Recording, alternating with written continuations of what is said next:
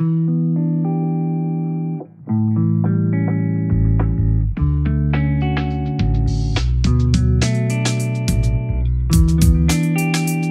now listening to the Mental Health Check-In Podcast. Good morning, good afternoon, good evening, and good night to everyone listening at whatever time you're listening. I am Joe Anthony Murray. You can call me Jam. A lot of people do. And you can call this the Mental Health Check-In Podcast, a podcast dedicated to spreading mental health awareness as a means to help us all heal. And best believe I want you to heal. Really, I want us all to heal. So let's just heal together. Today, I'm happy to say that my next guest is actually the first therapist I've actually had on the podcast. Hopefully, she's not the last, but she is Cynthia Siadat. Cynthia offers some really phenomenal advice, phenomenal wisdom, guidance as far as just trauma, recovering from trauma, understanding and being in tune with your feelings, whole lot of stuff like that. And I'm just really happy that she reached out to me the way she did, because I think that it amounted to not only a really great conversation, but a lot of great words I think a lot of people can take away from it. And I hope you all take something away from this as well. So I'm just going to get straight to it. But first, as always, before we go into this episode, I just want to remind you that if you do decide that you want to hear more from this guest, or in this case, you want to book a session with Cynthia as far as a therapy session, either by phone call or by video chat, then I recommend going to her website at IamLivingFully.com. And also be sure to check out I Am Living Fully IG on Instagram. Instagram, of course, is also where you can find us, this podcast, the Mental Health Check-In Podcast, at Check-In Podcast. You can also find us at Check-In Pod on Twitter. You can email us at mentalhealthcheckinpod@gmail.com. And of course, this and every episode of the podcast is available on YouTube, Spotify, Apple Podcasts, Google Podcasts, Anchor, Breaker, and really every possible podcasting platform that podcasts can be available on. And just one more thing before I transition over to our conversation, because I feel like before this starts, I have a responsibility to provide a trigger warning for this episode, specifically around the 29 to 30 minute mark. There's a mention of a suicide attempt and suicidal thoughts. It's very brief, but if you decide that you just at the very least don't want to hear that part, I'll provide a timestamp in the description for you. And if you're watching this on video, you can see what I'm pointing right here. That is where you can see the actual timestamp right there. Otherwise, I say proceed with caution. But with that said, let's just dive right into this. And Okay. first and foremost, like this isn't just like you being on the podcast. This is kind of like us getting to know each other, I Yeah. suppose. Let's just get to know each other. Like first and foremost, let's talk about why you decided to become a therapist to begin with. I decided to become a therapist because I needed to understand emotions more. I think as a young Filipino American, I'm 100% Filipina, but also born here. The most accurate word for emotions was the word weird.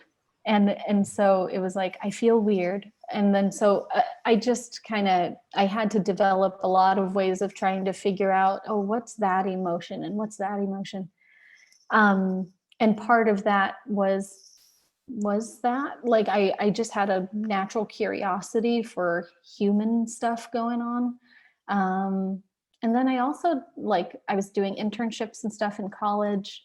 I met I'm a licensed clinical social worker, and like the LCSWs I knew, they were like some of the coolest people. I really, really admired them. So that's why I went that track. That's dope. Aside from just the clinical therapy work, well, first let me ask, has clinical therapy been rewarding in that regard for everything that you wanted to go into the field for, in regards to learning more about emotions and putting emotions into words and stuff like that? Oh, absolutely. I mean, I think there are insights that of course, I like to share as much as I know, with the professional training that I have. Like, I love to share that information. And then also, like, I'm also a human going through my own things. I have battled with depression and anxiety and a history of trauma for all my life. I was most of my life. And so it's really I really feel good getting to talk with my clients each week and each day, just acknowledging like our mutual humanness. I think there's really no I'm working on this, but like really hasn't been a space like that that I've known in my personal life, and I'm working on now. And I think I've been working at that for a while, but I think I have it now, where I've got a good solid group of people who are willing to go there with me. So, yeah. And Joe, what had you start your podcast? Oh man, severe depression. Mm, I don't mean to make light of that. I have this thing where I just can't help but what's the phrase? mm. Self-deprecating humor. I can't help myself sometimes. Yeah, But yeah. yeah, this year was rough, mostly in regards to a friend breakup that really had me reeling for several months. And Mm, it's one thing I learned, if there's anything that I took away from it, like a friend breakup, or at least for me personally, you may disagree, but a friend breakup is harder to get over than a romantic breakup. And maybe that's just me speaking as, I guess, like an asexual in a lot of ways. But it's like the friend breakup really hurts, and I was kind of in a yeah, they mode really where, can. I'm sorry, go ahead. Oh, they really can. Mhm. You know, it's it sounds like that was a really valuable and really treasured relationship.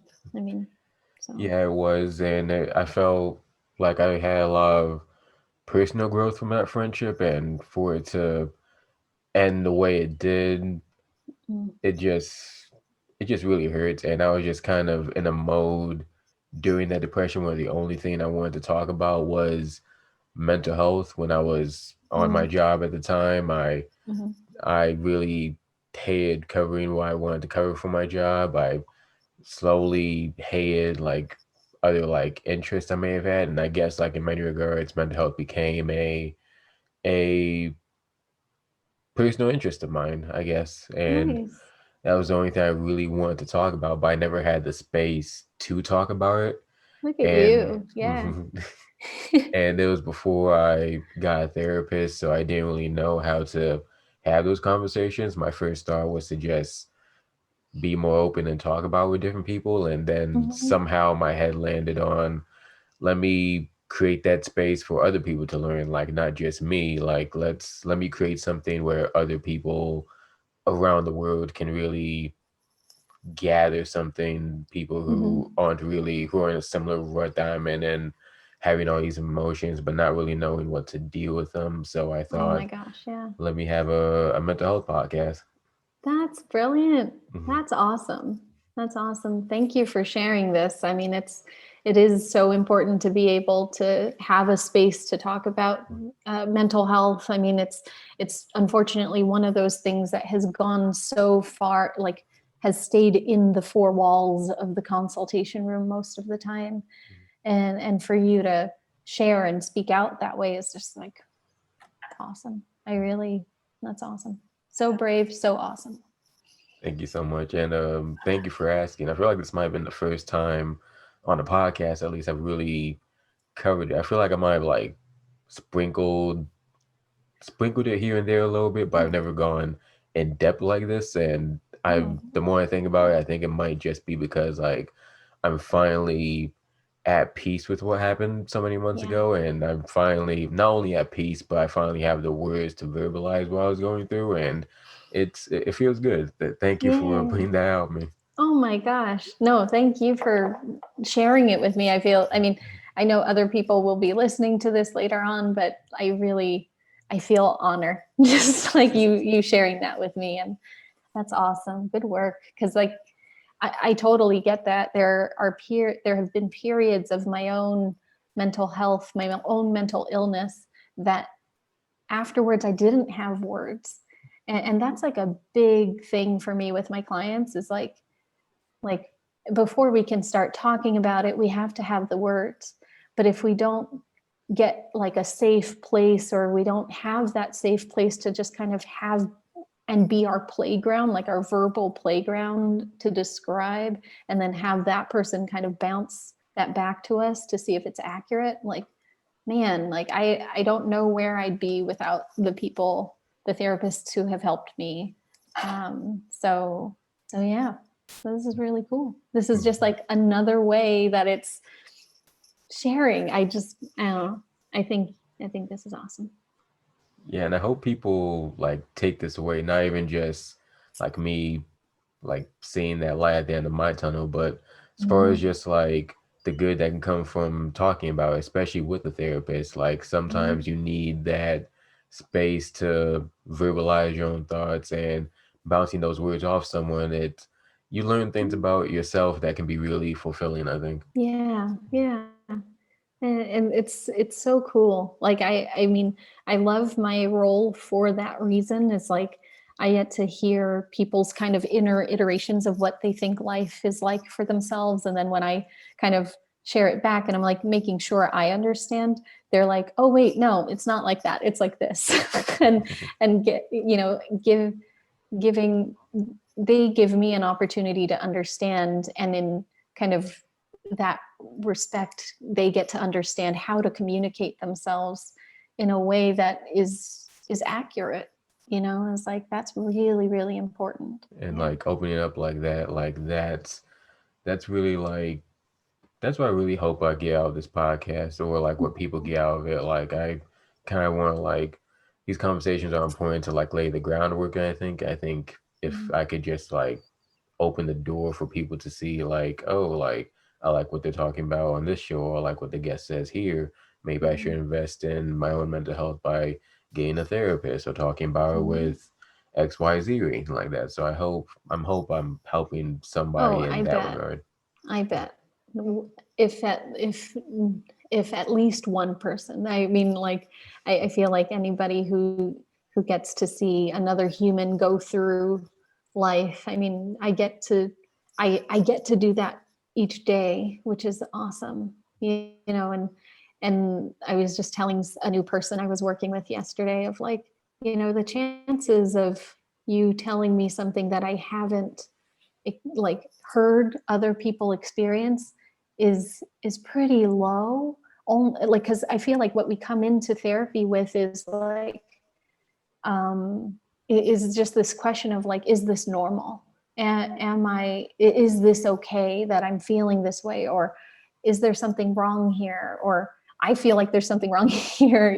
Like we kind of come in with those kinds of questions. And I feel like I've seen a number of different people in my career, and just met myself in a number of different iterations of myself, where I'm like, yeah, just about anything can kind of come out of our minds, out of our mouths, out of, you know, it just always an adventure to go inward. I think Yeah. you landed on like a key word right there, like the word normal, especially in I suppose the year 2020 where it seems like nothing's really normal.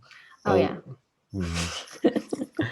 Yeah, as far as just like the election and social justice and of course the pandemic, and like there's a lot to Mm-hmm. take in, and that doesn't even account for what everybody is going through just in their personal lives in general. Mm-hmm. So like if nothing else seems quote unquote normal, or you don't feel normal, I think if nothing else, we need to start normalizing conversations like this, like Mm-hmm. normalize talking to people, whoever you feel comfortable talking Mm-hmm. about your issues or your struggles with, because the closer we normalize stuff like this, the more I think people start healing. Yeah, absolutely. I think Hmm. there's something like there's no greater thing than coming out of that isolation. Hmm. So when you hear somebody echoing, what their experience was or something, I mean, I definitely find that for myself of like when I hear somebody on a podcast, or when I hear somebody, giving a TED talk, or when, sharing their story, I'm like, oh my God, thank you. Thank you for saying that, because one, sometimes they say the words that I didn't have. And then two, it's like, now I know there's at least one other human in the world who's dealing with the very thing that I'm dealing with. So it's been, I'm just, yeah. So this is cool. Cool with me. To backtrack a little bit, you talked a little bit about your inspiration for going to therapy, and you went into your own depression. I want to ask, are you okay right now? Yeah, I'm okay. I did have a pretty severe bout last year. That was really, really rough. But I think it was one of those bouts where it helped me recognize there were a lot of things I needed to change, like how much, we are our own worst critics sometimes. And I definitely can be my own worst critic. I can be my own worst boss. Like I can be terrible about that. I'll make myself work from like 8 a.m. to 8 p.m. or something, or that's what I was doing. And, it was just kind of like all the focus out here, all the focus on the people I was working with. And I love them. I really do. I love them. I care about them. And the realization I had is that I want to give this care, but in order for me to give it sustainably, I also have to take care of this. And yeah, so I think I'm feeling better these days. I mentioned a little bit ago to you, I think before we started recording, but like just looking forward to things in my life. I just got out of couples therapy with my husband, and we were talking about having that baby I was telling you about. So I feel excited. And yeah, I just feel more stable these days. And that's a lot, because I actually have this those coloring pages for adults. You can get these like coloring pages or download them, or there's sometimes books of them, but it's like just like a random design.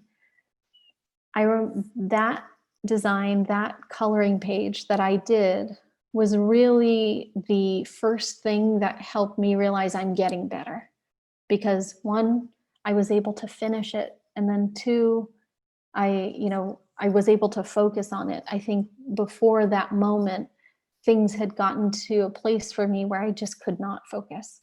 I could not focus for the life of me. I couldn't see like ahead of me. It's just like, that's the kind of effect that depression has on me. It's like I get very zeroed in on myself, or, on whatever's problematic at that time. Well, I'm really glad you were able to at least pull yourself out of that depression, and you've got a lot to look forward to. And again, like I was saying earlier before we start recording, best of luck with that baby coming. So Thank you. And I gotta say, like I did pull myself out, and I had a lot of help. I had a lot of help. I had, my friends, my family, my husband, my therapist, my psychiatrist, my everything. It's just, I was going to a group for a while, and those people, I mean, they hold such a special place in my heart, because they really saw me where I felt like I was at my worst. So yeah. So if they're listening, they're awesome. I love you. But yeah, anyway. I'm really glad to hear that. And like you said, help is where it really begins. Like no one I think can really work on themselves by themselves, and any additional help you can get, either emotional support in your community or just a therapist, like that help always helps, so to speak. Yeah, it does. There's a lot you can do. Like, even if you don't have the words, like there are many times when I'm talking to somebody, a client or something, and I don't know what the answer is. I don't know what other than to do is just like witness and be there.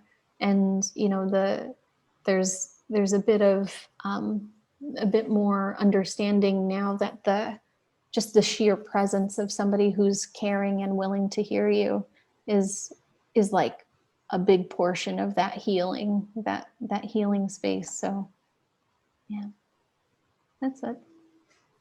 I'm kind of curious now, like, has going through your own mental health journey, like, given you I suppose, a different perspective as a therapist when approaching your clients?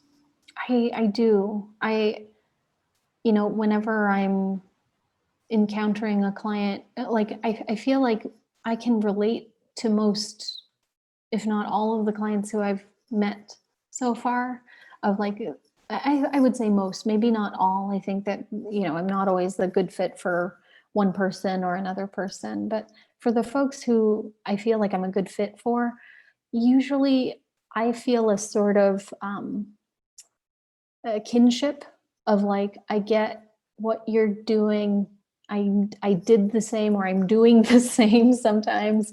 And so it's like, it's just that like, it just changes my appreciation for, I know what it's like to sit on that side.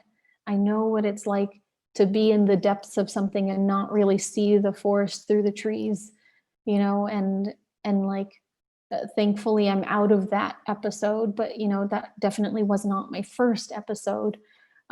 What's given me the hope is understanding that I've been through episodes and they end. And then like, that was part of what could give me hope then, was like, okay, this is just another one. It really sucks right now, but I know that they end eventually. I just have to like make this as, you know, as, I don't know, comforting as possible as I'm going through it.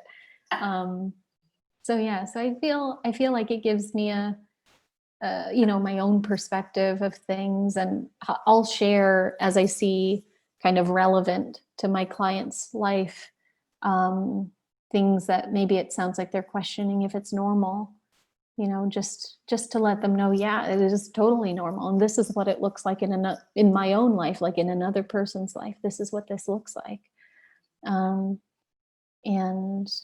like, here's how I dealt with it, but then how you deal with it is going to be totally suited to how you deal with it, like your style, your way. It's you know, my understanding for all of my clients is that they are the expert in their life. I know tools and resources and like tips and tricks and things like that, but ultimately, like, they are the expert, and I am the person who gets the honor of listening and the honor of getting to really kind of work with them on the puzzle that is them, and try to put these pieces together with them. I mean, it's just such a cool job. I really, it's a really, really cool job for me. I'm really glad you get the type of fulfillment out of it, and especially with that type of, I think, unique perspective on it. Like, it's helpful to, like you said, helping people gathering the pieces. And I think that's something that's always really worth mentioning as well. Like stuff like therapy and a podcast, of course, like that has to be used as like a step one. Like, it's a step one in picking up your pieces, but ultimately the big work works with yourself, I suppose. Like, it's very much like, how do I put this?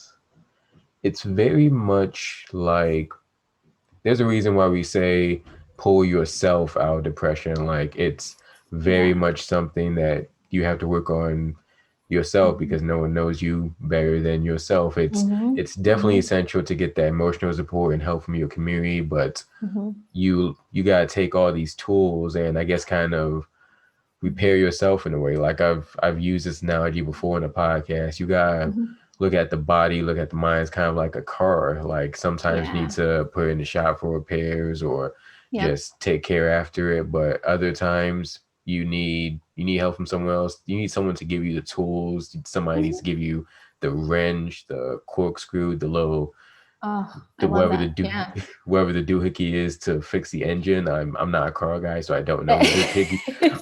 All the car people probably out there know what I'm talking about, and they're yelling at their screens now. But they're like, it's a exactly.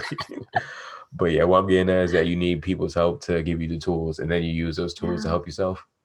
totally. I mean, like, I rarely will share a tool with somebody that I haven't tried myself, and that I haven't tried and it worked for me. It's like I'm not a fan of like doing things where even I'm a little like, I don't know if I would do that myself.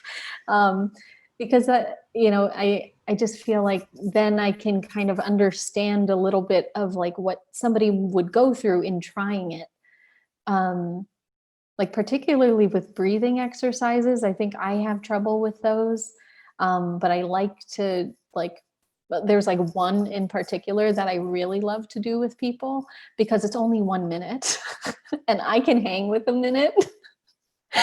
But like the moment we get into like 3 minutes, 4 minutes, 5 minutes, I'm like, ugh, my brain doesn't, it like gets so distracted, it goes somewhere else. I totally agree with what you're saying on the breathing exercises, especially as someone with asthma. So I can only probably, Me the too.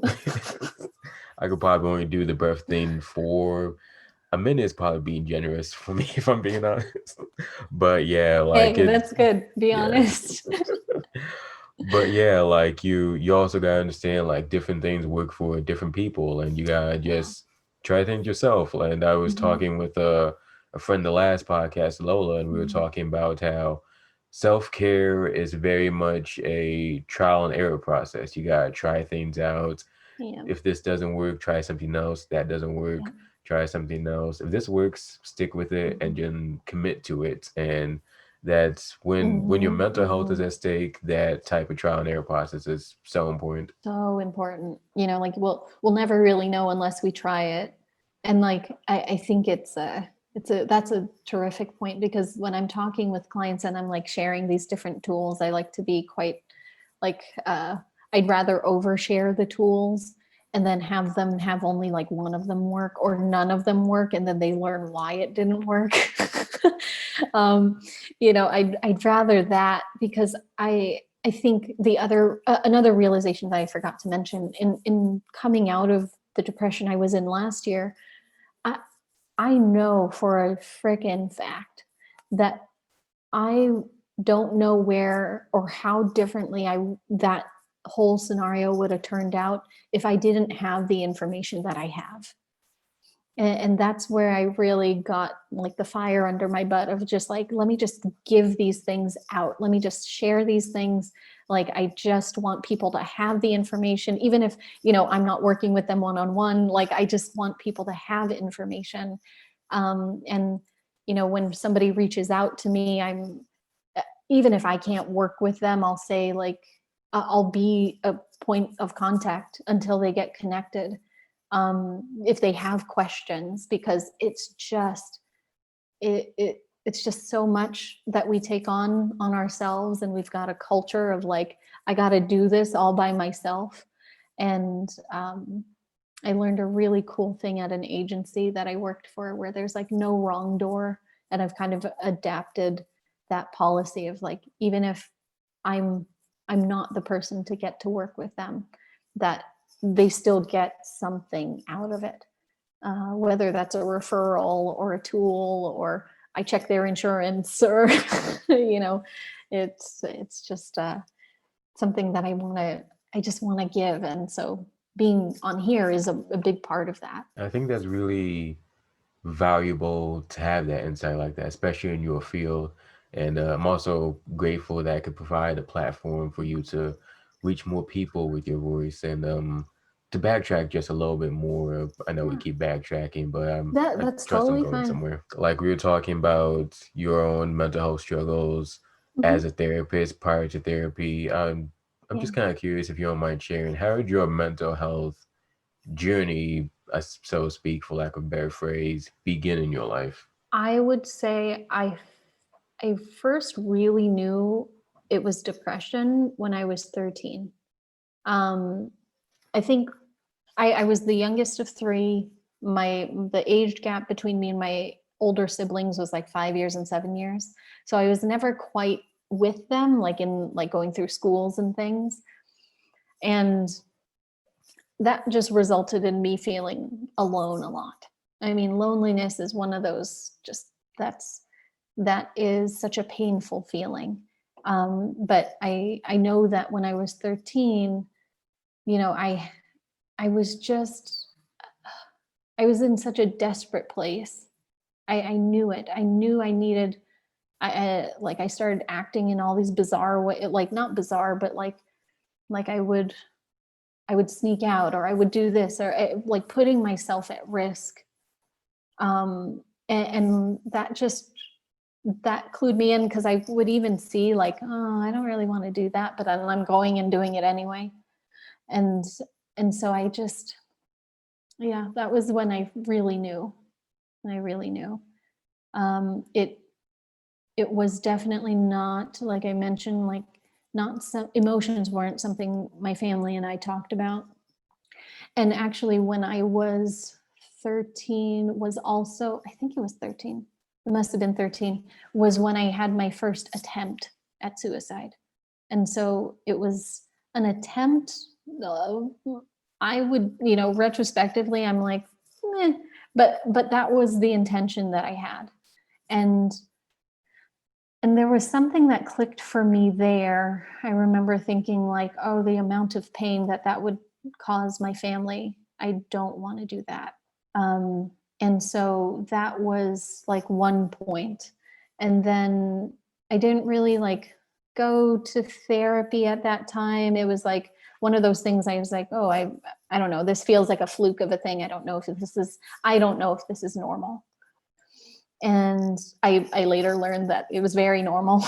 But anyway, I tried therapy again. Like at some point, my mom had me meet with a social worker, but I don't really remember what we did. I think we did like coloring and then talked, but we only met once. And then when I was in my early 20s, I started to have like more of those like passive suicidality thoughts. And so I would think like, holy crap, like, what is this? Like, how come this is coming back again? I haven't thought this for like maybe 7 years or 7 to 10 years at that point. And so I put myself in therapy again. And I was just talking with somebody about this. What's so important in any therapy is that it's like a good connection. And unfortunately, that first person back out into the world of therapy, it was not a good connection. So that was like, talk about trial and error. It was like I had to try being with her for a little while, and she really tried to help. I genuinely think she was trying to help me, but at the same time, the style of what we were doing together, it just wasn't jiving with me. But like I was mentioning before, I think it must have done something, because I did get through that period, even just having her in my corner. Like even if she didn't have the right thing to say, I did manage to get through some of that. Let's see, a lot of struggles in the early 20s, like with esteem in particular, was a really tough thing for me to get a grasp on. Let me think. Yeah.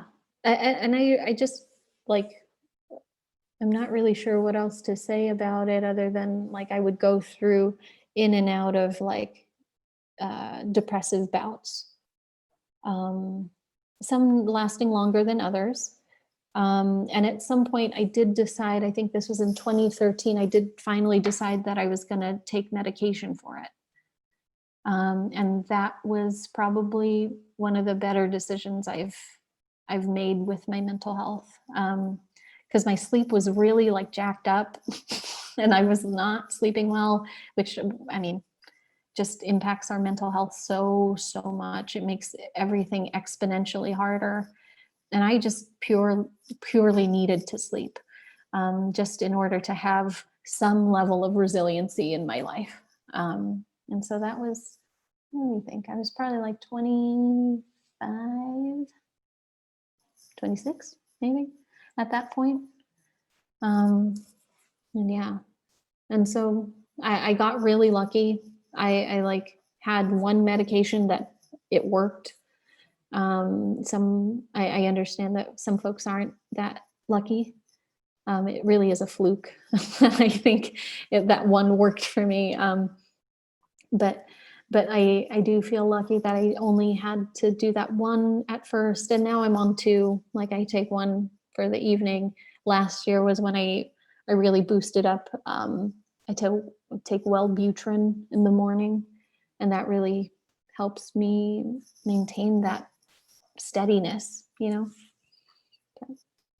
but that's where I'm at now. Well, first off, I thank you for sharing such personal details with me and I guess the rest of the world. So I thank you for that. Definitely sounds like your journey wasn't an easy one, but it seems like you're very much in a place where you're happier and I suppose enlightened. Correct me if I'm wrong. So I'm glad to hear that. Enlightened's kind of a funny word to me, but maybe. I I still I I still know that at some point my depression will probably come back. Like I'm thinking about having a baby. So postpartum depression is a very real possibility for me. So, in a year or so I may be in a very different spot, but right now this is where I am. And it's taken, I feel like it's taken a lot for me to get here. At some point somebody was like I had a thing particularly about medication. I didn't want to take medication. Like I've got this whole family thing of like people taking all sorts of medications, all sorts of pills for like heart or blood sugar or things like that. And I had this thing on my shoulder of just like not wanting to take medication. And somebody said something to me about like, okay, you can either take half of this pill and feel just genuine, like just feel a little bit emotionally stronger in your day, or and potentially like ward off any other pill with like the motivation and the energy that I had to combat the depression. Or you can continue without it. And you might be successful at warding all of that off, but at that point in my life, it made more sense to me to take it because I was like, oh, but the depression is like not getting me out eating healthy. It's not getting me out exercising. It's not getting me out being social with people. And so I was like, what do I have to lose at that point? So yeah, so that was that. I think that sort of self-awareness is really important. I'm glad you have it. And I think it's worth mentioning that, like, even though you do get through a bout or an episode of depression, there's a very strong chance that that bout may come back. I think they're called Mhm. episodes for that very Yep. reason. Like, it's Mm-hmm. an ongoing thing. And it's something that, it's a point that I like to talk about and I have talked about a few times in different episodes, but it goes without Mm-hmm. saying again, like be you have to be aware that it's an ongoing process. Like you may it's not like a one done go to therapy, oh I'm fixed Oh now my type of deal. gosh. Like it's Yeah. very much ongoing, but Oh, yeah. with with self-care, like it's important to just keep doing the work over and over again. And I think the more you do Mm-hmm. the work, those episodes come fewer, come shorter, and they get easier to deal with. Like Mm-hmm. those commercials may come off as corny, where they say it gets better and this, that, and the Yeah. third, but it really does get better. It really does. It really, really does. You just like giving ourselves that shot to get better, I think is important. I remember last year when I was going through what I was going through, I was thinking about taking some medical leave from my work. Um, and a colleague of mine, another therapist, said to me, you deserve to be well too. Like I was kind of sitting at my desk, kind of shaking out of anxiety, um, and he was just like, you also deserve to feel well. And it's like these little messages I think I've been lucky to get, I think have helped me a great deal. that was like a real turning point, I think, as well. I was gonna share something with you, but I forgot what that was. Don't feel bad. I feel like there was a couple of things I was going to say too, but I always forget too. My memory's just not that good. Oh my gosh. Like I said earlier, like we made it. We're here. We're here. That's what really counts. That's But what really counts.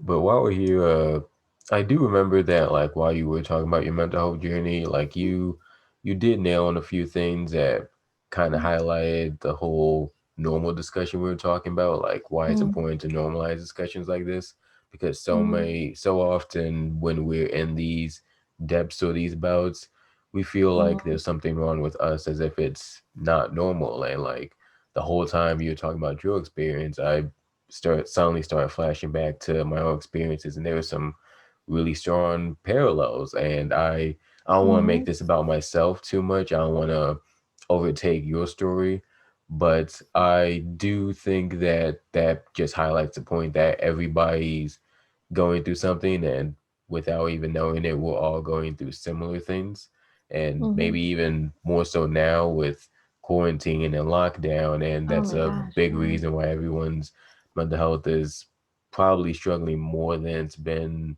worldwide, at least, Oh and my gosh, maybe yeah. ever. Yeah, probably ever. I mean, this is the first global event that we're all experiencing at once. And uh, uh, I was talking with somebody the other day, and they were saying like if we didn't have like trauma or depression before or anxiety before, we definitely have it now. um, and I can't disagree with that. I think that that's probably really accurate. Like nobody, uh, it's like anxiety, even if it's like anxiety over like, do I wear a mask in the grocery store? Like, even in those little ways. But anyway, yeah, I think now it's so important to hear, to understand, and to know that there is eventually some light that can come. It doesn't come in the time, like mine certainly didn't come in the timeline that I wanted it to.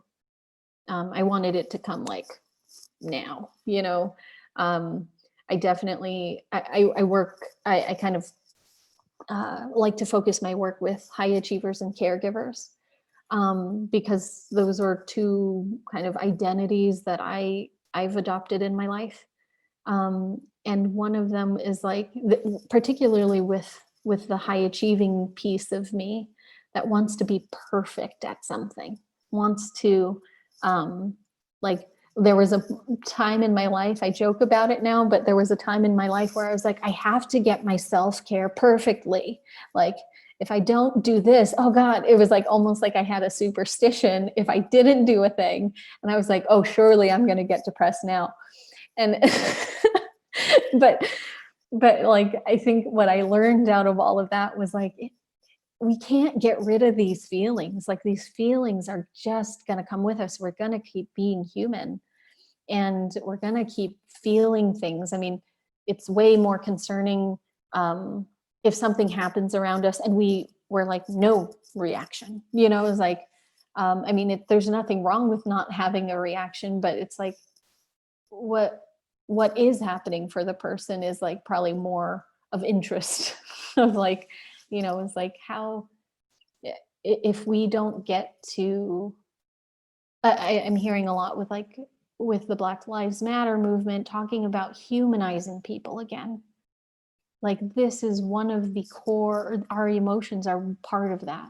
It's like just thinking about another human and what that might be like, even if you don't understand, you can understand what the feeling is. It's like there's there's just like fear and anxiety and terror in some situations, and it just is. It doesn't take being like it doesn't take being a Black person in America to understand that there are terrifying things afoot.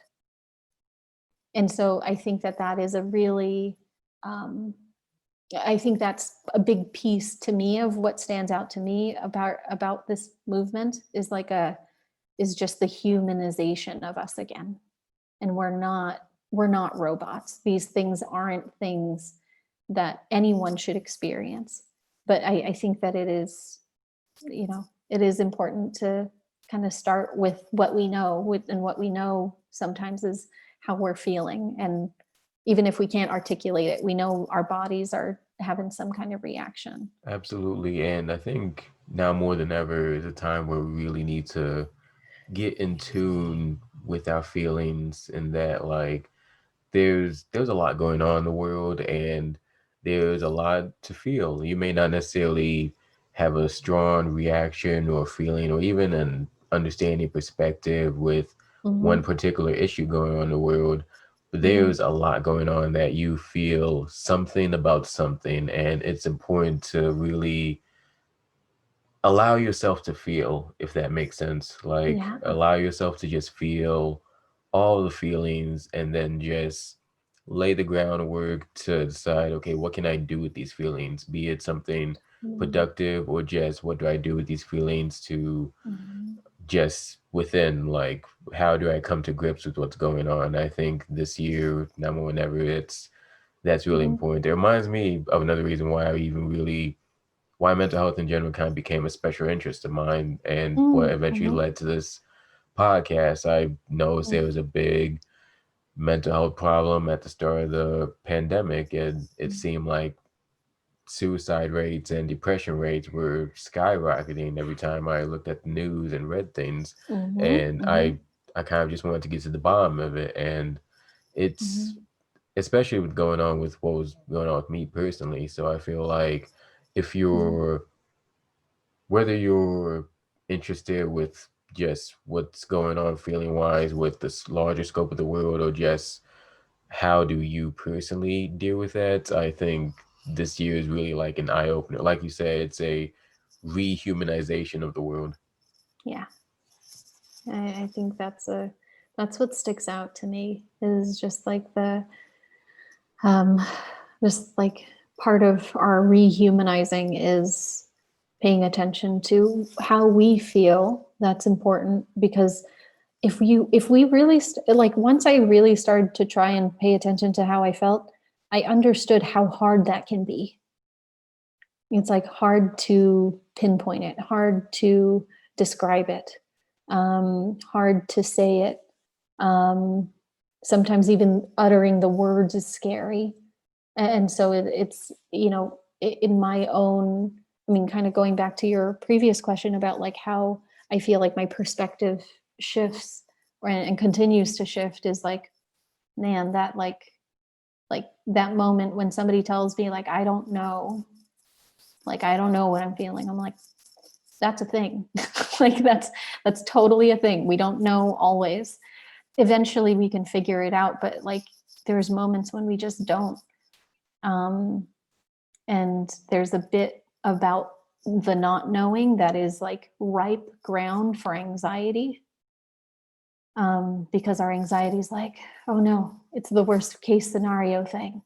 And then it'll have us pretend like the worst case scenario thing is happening.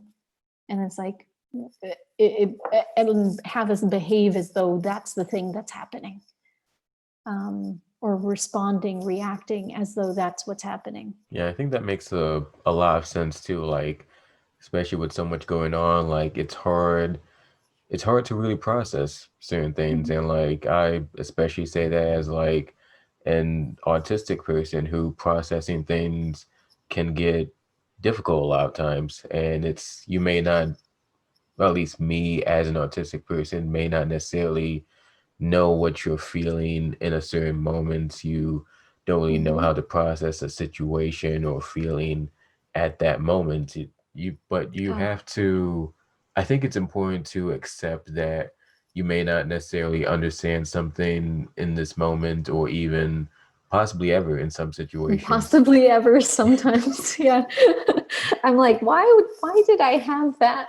No, no one knows. Like, Yeah, and I think making peace with that is like the the first big step, and I think coming to grips with certain feelings and emotions. And for some people, it can be a step one into understanding issues that may be foreign to you, like a non-person of color trying to understand the plight of people of color in America right now during our social Mhm. movement. That's, Mhm. I imagine that would be difficult to really see through a person of color's eyes, but it's important to, it's possible to lay the groundwork and try to figure out, okay, it's hard for me to see it, but how do I try my best to understand it the best way I can?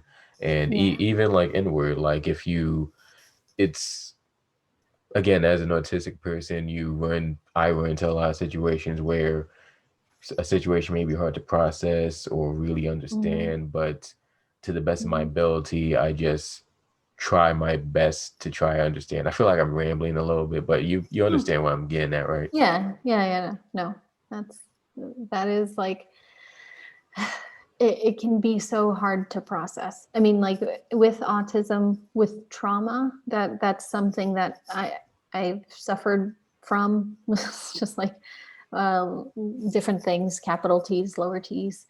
Um, but trauma can also make it difficult to feel, period. And so when I can only retrospectively see that part of when I didn't know how I felt was because I was totally like my head was like totally out of sync with everything below it. And so it just what I've learned in my studying and in my practice and everything is like just how closely linked our emotions are to our bodies, and and that oftentimes we don't even really need to articulate like what the sensation is or like what the emotion is, but maybe it's, I mean, I find it a lot easier to say like my neck is sore or like my shoulders tight or my chest is feeling heavy, or I feel like my legs want to run out of here. It's like that kind of body awareness, I think, can be really informative and something that I'm really only scratching the surface of. But I think could be a good place for each of us to kind of explore if it felt like relevant, you know? Absolutely. And again, like sometimes it's just, you just gotta accept that the exploration is important, I think. Though, like Hmm. to piggyback off the body trauma you were talking about, I think that's a really interesting subject in itself, because the last book I Hmm. read was, I'm not sure if you're familiar with it, but The Body Keeps the Score by Bessel van der Kolk. Yep. Yes. Yep. And that It's one that of was my unofficial mentors. it's such a great book. Yeah, he's such a So good. great, like, as far as like explaining everything, it's so good. But like that Mm-hmm. was the first time I was introduced to the concept of trauma, mental trauma being related to body trauma. And since you Mm-hmm. kind of landed on that a little bit, I was wondering if you could expand on that a little bit to the best of your Sure. abilities. Sure. Yeah. Whenever I'm working either with myself or with a client around like trying to identify what an emotion is, I took it straight from that book, which is like starting with the sensations in their body. Because oftentimes when we're triggered or when we're upset about one thing or another, like what's happening up here is like monkey mind. Like it is just like chaos in here. I mean, that's definitely what I experience. It's definitely something I've heard echoed. But if we can kind of ground in like physical body, whenever we're kind of focusing on our physical body, we're staying pretty present, like more present than if we didn't. Um, and what Bessel van der Kolk found is that the more present we are, the like with our bodies, the more kind of ways that we can be mindful here and now, the better, like we could be happier, not just like happy, but just happier. Like stuff may still be really shitty. Oh, can I curse? Go right ahead. uh, Things may be shitty, but we could still feel like generally happier. It's like it it kind of takes um takes sometimes, I think, addressing some of the body stuff. I had a trauma mentor that I trained with a little while ago, and something he taught me was just like you can't be stressed out in a relaxed body. Like, you just can't. Like, if you're really like, if I'm like sitting in a hot tub and like my neck and my shoulders are kind of submerged and my head's like feeling okay, you know, and maybe drinking a lot of water, a cool drink, like, chances are I'm not very stressed.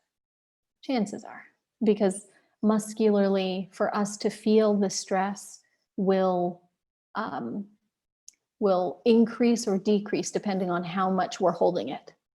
I find with trauma, it can be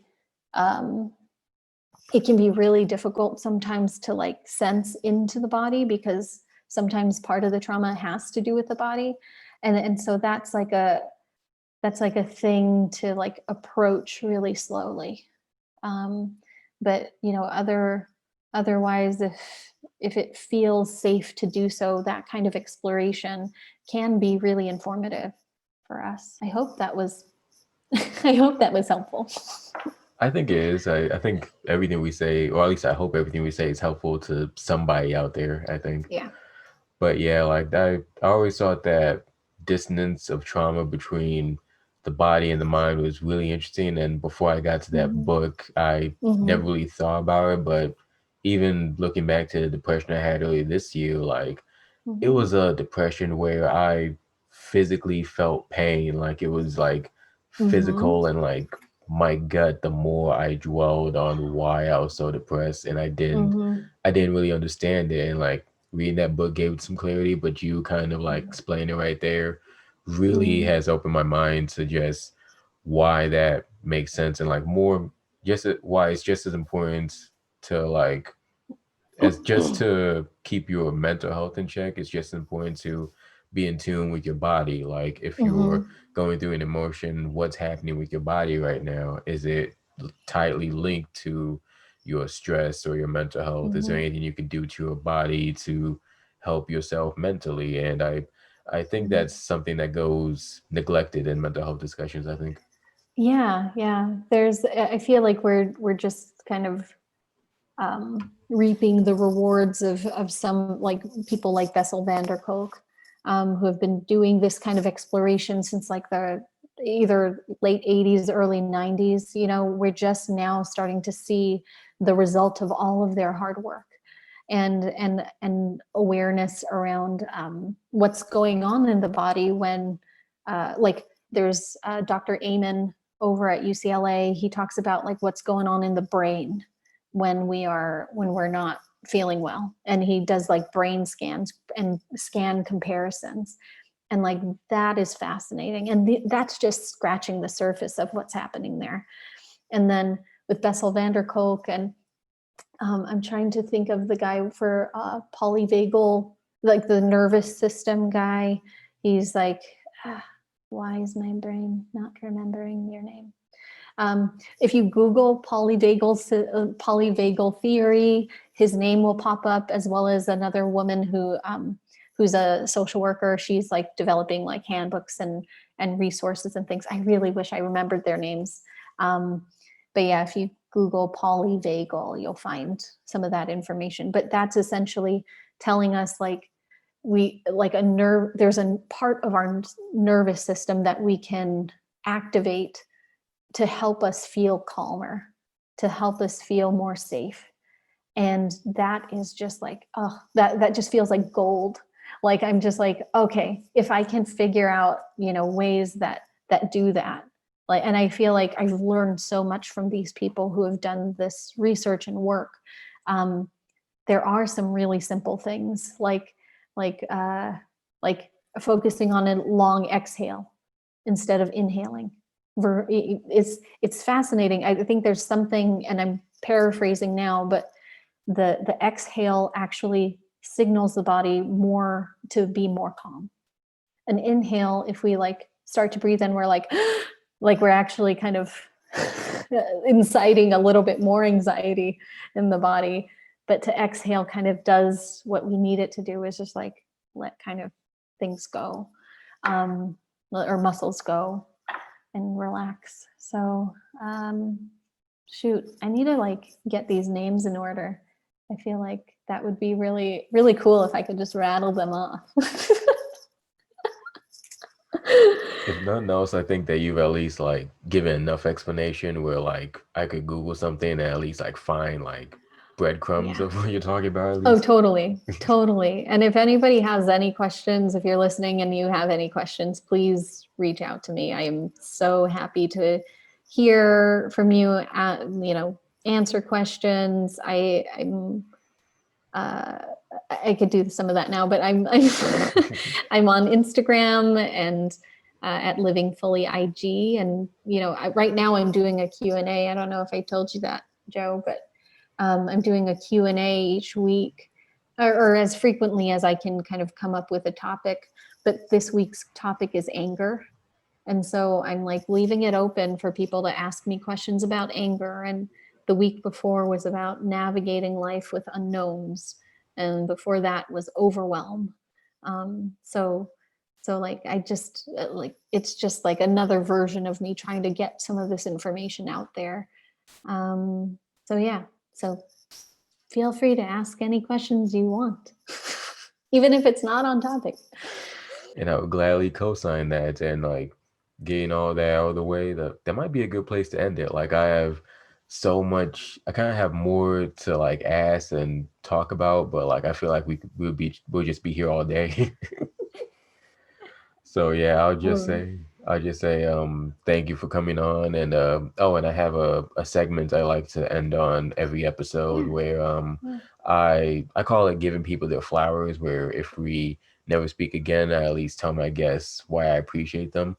And I appreciate you just for reaching out so personally to me to ask to come on this podcast. Like that's kind of a rare thing, and I think opening the door to conversations like this is really valuable, and the way you approached me was very cool, I think, and I thank you for that. And I've gotten so much out of this conversation, so I really thank you for that, and I hope other people got something out of this as well. You seem like such an insightful and again enlightened therapist that it's again, it's just a really valuable conversation. I loved every minute of it. So I thank you for offering that hand to come on, and maybe we can even do this again sometime. And Oh, absolutely. Mhm. Anytime you want a therapist on here, you just ring me right up. I am up for it. All right, I All might right. hold you to that. Good. Happy to. But thank you for coming on. I Oh, appreciate you you're very so much. welcome. I appreciate what you're doing here, Joe. It's so, so important. It is so, so important. I just, yeah, I can't explain enough in words how important, but it is so, so important. So thank you for having this platform.